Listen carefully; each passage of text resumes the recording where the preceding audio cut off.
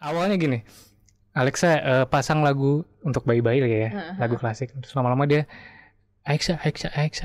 Udah bisa ngomong sama teknologi dan walaupun belum disambut ya, karena bahasanya masih sulit ya, masih bahasa bayi. Iya. Berarti sebenarnya banyak peluang bisnis IT saat ini, Mas Radhi. Iya, betul. Makin besar. Mas Radhi makin kaya, guys.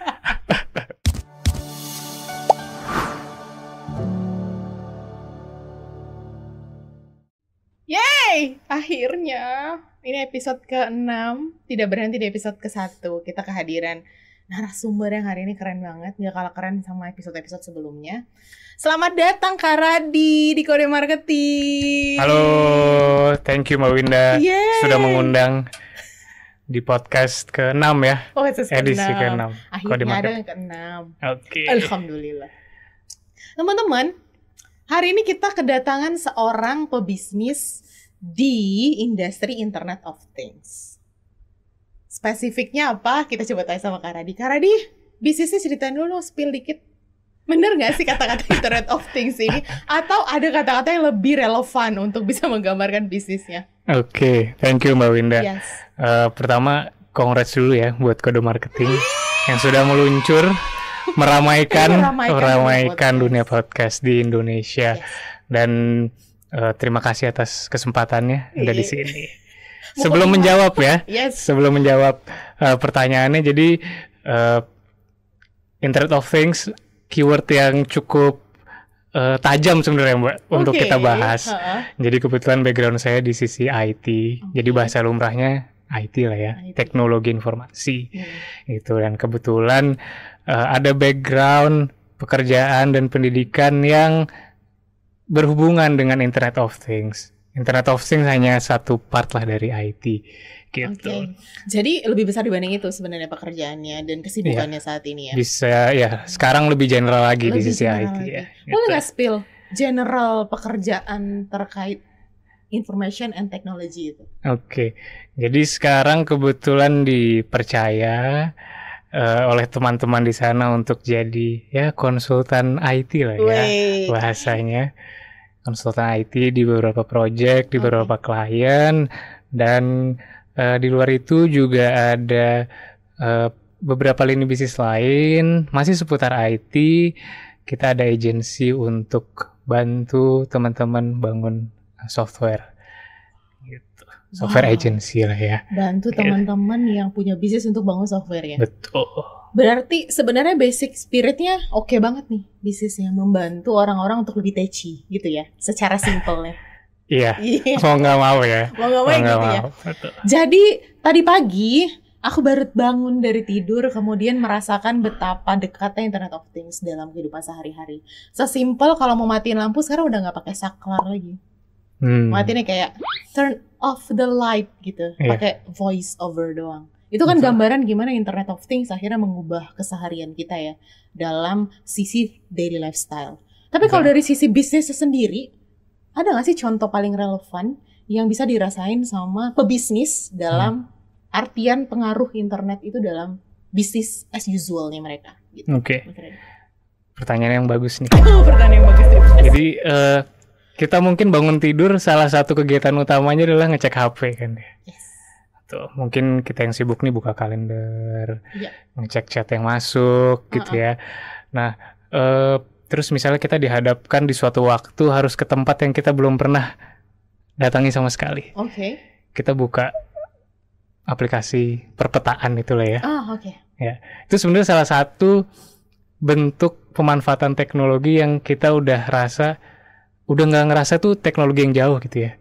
Jadi sebenarnya teknologi yang sukses itu teknologi yang nggak kerasa kalau dia tuh bermanfaat sama kita nggak sadar. Gitu. Contoh di kondisi sebelumnya tuh kayak listrik, kita sekarang udah nggak terlalu ya udah nyala lampu kita bisa dan sebagainya. Tapi zaman dulu itu sebelum listrik menjadi salah satu aspek yang penting ya di industri gitu ya, itu kita merasa wah ini membantu banget gitu ya. Tapi sekarang kita udah terlalu menyerap ke kehidupan kita lah ya. Absorbnya udah banget ke daily activity gitu ya. Termasuk tadi ya nyalain lampu dan sebagainya. Kebetulan saya punya anak. Masih setahunan. Oke. Dia sekarang salah satu berinteraksinya adalah dengan Alexa. Gitu. Wow. Dia ngelihat bapak ibunya memberikan instruksi lah ya. Alexa awalnya gini, Alexa pasang lagu untuk bayi-bayi ya, lagu klasik. Terus lama-lama dia Alexa. Udah bisa ngomong sama teknologi dan walaupun belum disambut ya, karena bahasanya masih sulit ya, masih bahasa bayi. Gitu. Tapi itu salah satu contoh yang saya pun juga nggak expect. Gitu. Karena waktu kita kecil mungkin belum ada ya. Iya, gitu. Belum, masih jauh ya itu. Betul. Ya. Kebetulan saya juga punya ponakannya belum bisa membaca dan menulis, tapi udah bisa voice over. Jadi kalau mau nonton YouTube ya, kayak nonton, mainkan video game apa gitu, udah bisa gitu, tanpa harus mereka punya capacity dan capability tertentu gitu. Berarti balik lagi tadi ya, kalau misalnya teknologi udah di-absorb ke daily activity, which means gitu, teknologi ini kita rasa nggak rasa kita udah pakai dan kita nggak sadar bahwa kita udah sangat memaksimalkan penggunaannya gitu ya, dan itu yang approve gitu. Betul, itu akhirnya diterima, digunakan gitu ya, dengan banyak pengguna gitu ya, dan itu sebenarnya opportunity bisnis. Nah, ini menarik. Gitu. Dengan adanya tadi listrik ternyata mengenable bisnis-bisnis baru.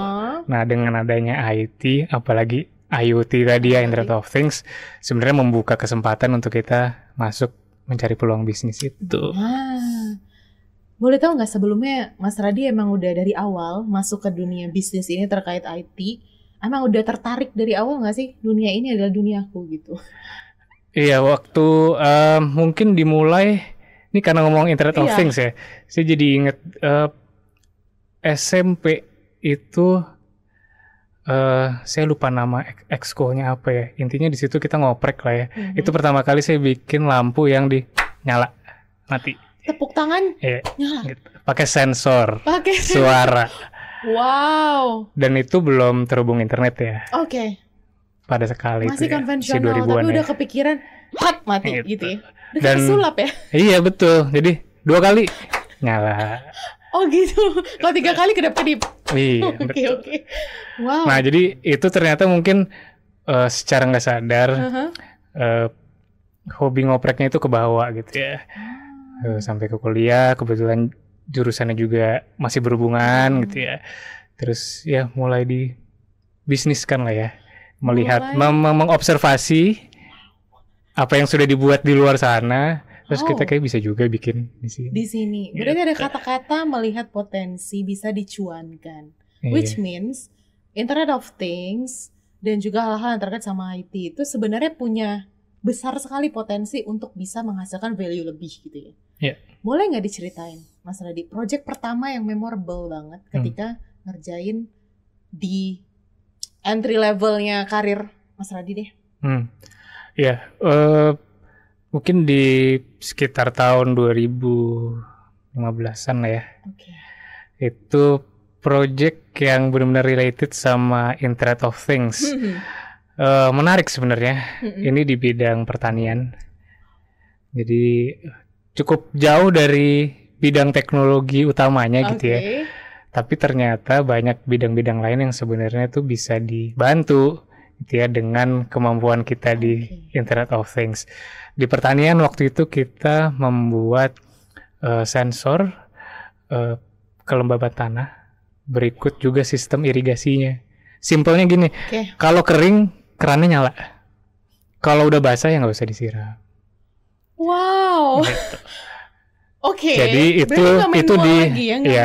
itu kita lakukan, kita deploy di Kupang NTT. Wah. Proyek pertama aja keren banget ya. Ngomongin kelembaban tanah dan juga kalau udah kering nyala sendiri airnya. Iya. Sebenarnya itu hanya mengadopsi dari perilaku manual yang biasa dilakukan oleh petani gitu ya. Mereka mungkin punya kemampuan cara bertani yang sudah turun-temurun. Ya, itu yang kita coba adopsi dan kita bikin versi IoT-nya. Gitu. Berarti mengotomatisasi sesuatu yang manual jauh lebih leceh. Iya, sebenarnya tag-nya ini hanya enable sih ya, tapi goal utamanya supaya irigasinya itu bisa lebih efektif dan efisien. Gitu. Memorable ya, ini adalah salah satu industri yang bisa membantu para petani untuk setidaknya jauh lebih tidak sekonvensional dulu gitu ya, akibat bantuan teknologi. That's really nice. Nah kalau misalnya ngomongin industri lain selain yang agriculture? Oke. Mungkin yang lebih sifatnya industrial gitu ya, di misalnya di manufacturing, gitu ya, pabrik-pabrik. Mereka punya ketentuan tidak boleh istilahnya apa ya, polusinya gitu ya, baik dari sisi air dan kualitas udara. Mereka tuh sudah ada ketentuan yang ada regulasinya gitu ya. Nah apa yang bisa dibantu ya dengan adanya sensor, kemudian sistem untuk memberikan peringatan dini gitu ya. Oh sudah melewati ambang batas nih, jadi perlu ada treatment tertentu. Jadi fokus yang tadinya data collection tuh masih harus manual, rutin gitu ya, jenuh kadang kan ya, itu bisa dibantu oleh teknologi. Jadi kita fokus ke nilai tambah yang lebih besar nih bagi kita manusianya gitu ya. Tuh. Luar biasa ya. Jadi banyak hal-hal yang harusnya manual dan konvensional bisa diefektifkan dan diberikan sebuah bentuk effort yang lebih efisien gitu ya untuk proses bisnis yang jauh lebih cuan jatuhnya gitu in the end of the day gitu kan. Ada nggak sih Mas di sepanjang project yang udah dikerjain sampai dengan hari ini tuh bisa dikategorisasikan teknologi yang akhirnya nggak bisa diterima sama pasar Indonesia? Ada nggak? Nah, Indonesia sendiri menarik ya. Jadi Indonesia sendiri menarik. Menariknya gimana? Benar, jadi memang kita lebih banyak mengadopsi apa yang sudah lebih lumrah terjadi di luar gitu ya. Jadi mungkin karena dari sisi risetnya mungkin kita juga masih tidak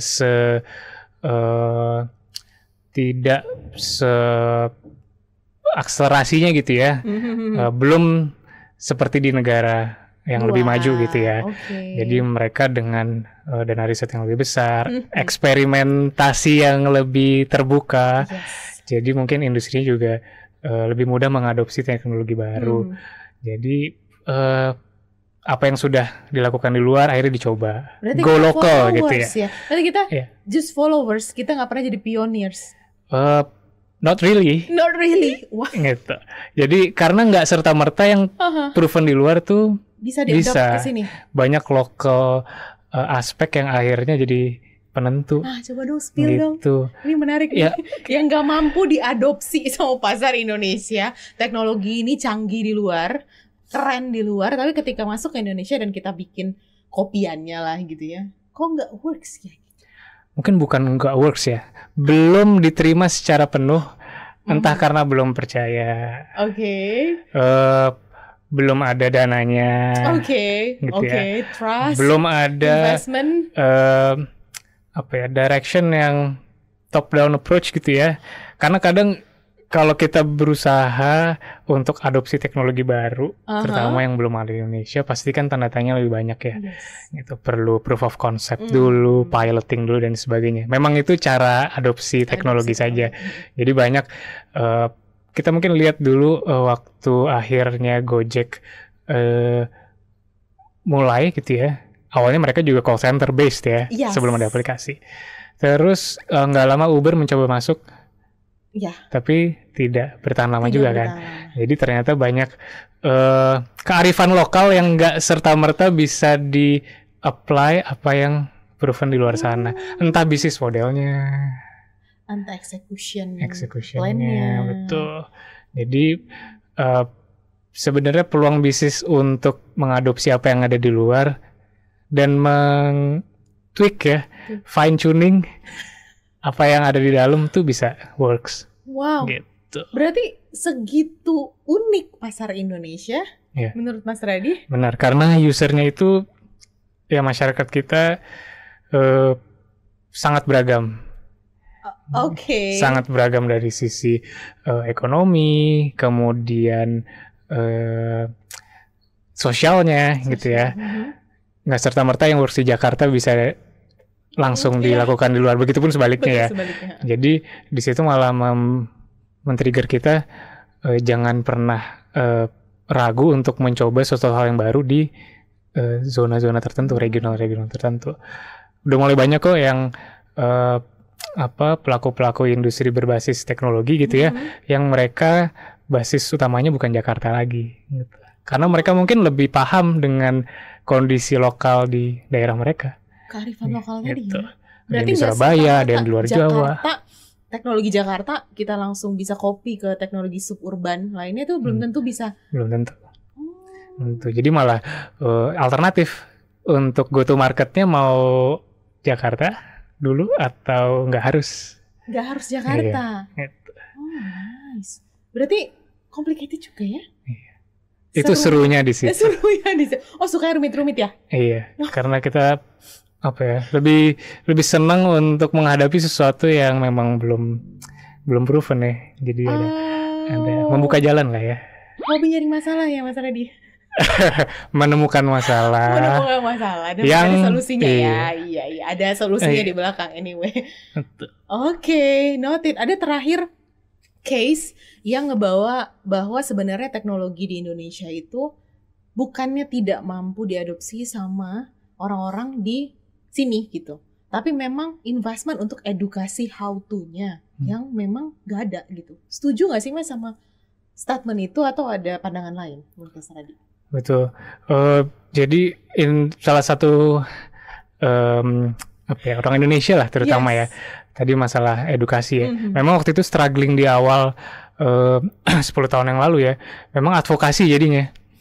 Oke, kita bisa bikin produk yang works dan sebagainya. Tapi effortnya ternyata lebih banyak di edukasinya, advokasinya. Kenapa sih butuh ini gitu ya. Seeing is believing ya. Yes. Terus kalau konteksnya di bisnis apa nih benefitnya gitu. Apalagi yang ngerubah perilaku itu sulit. Makanya kenapa nggak semua teknologi itu mudah langsung diadopsi, karena sebenarnya teknologi hanya salah satu aspek aja.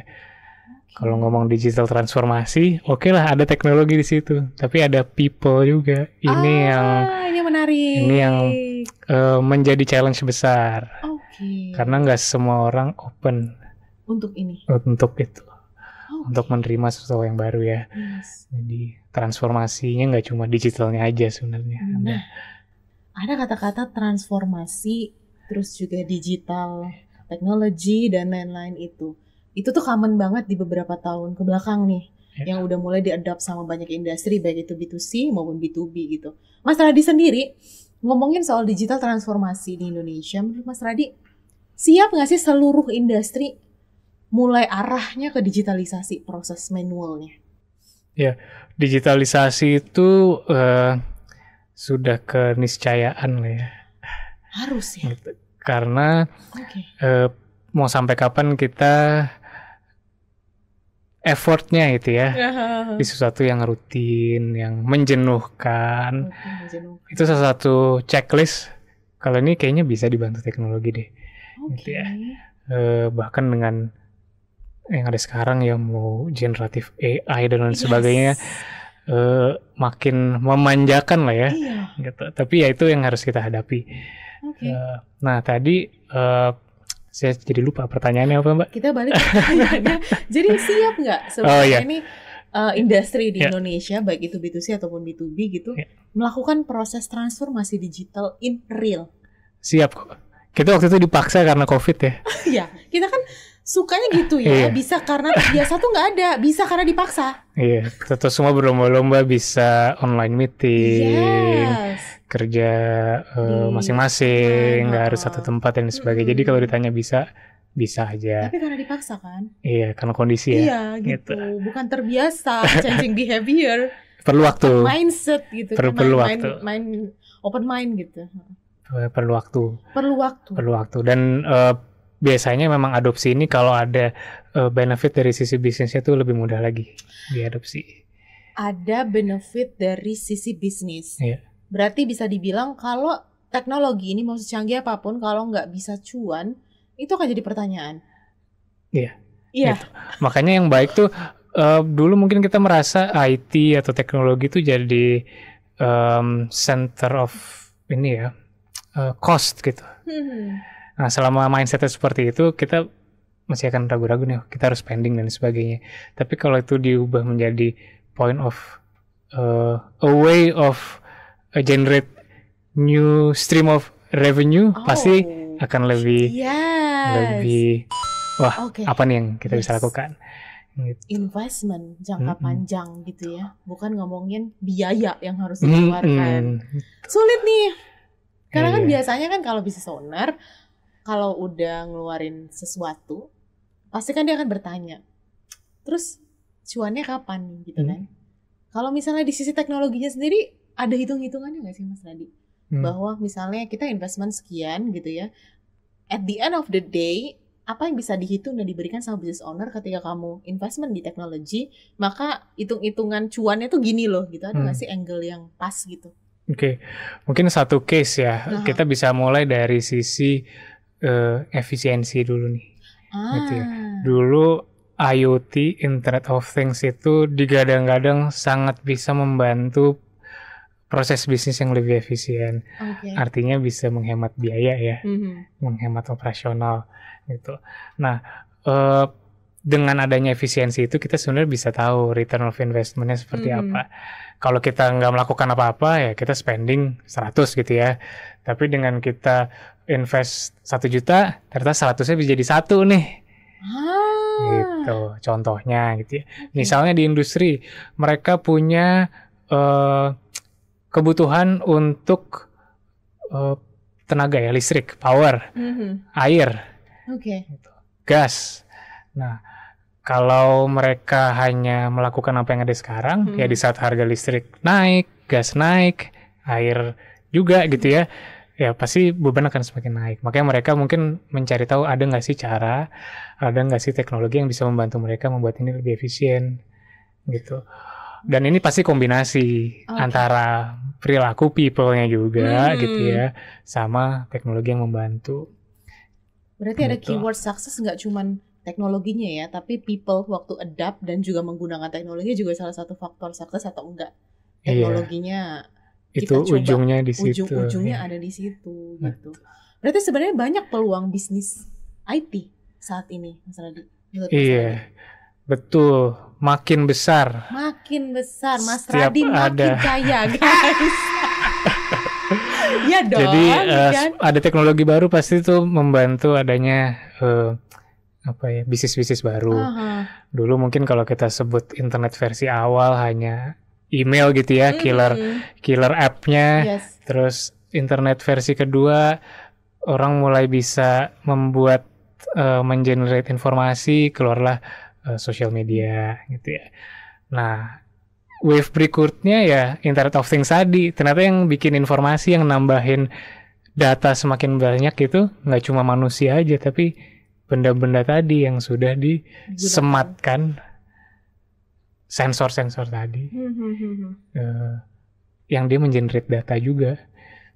Gitu.